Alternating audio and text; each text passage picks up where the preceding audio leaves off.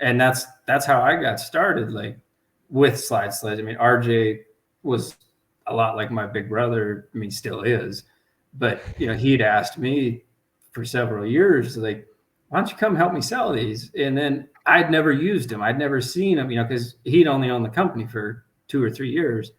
And my dad owned a large excavating company, and we were knocking pins out of a dredge bucket. And we spent 8 hours knocking these pins out, 4 guys.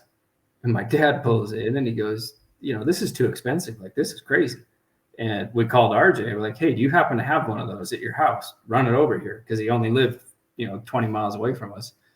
And ran it over. We knocked the pins out in 45 minutes the next day. Like, wow. My dad bought a full set from him that day. Like, I mean, they work. And that's why we get repeat customers where they'll buy our big one or they'll buy a small one or whatever. And then they see where their guys will actually use them. And they're like, well, we need another one. If we have the big one, we need the small one, because, we don't need our guys to pack around the big one all the time when we're working on small stuff. So no, they're a great tool.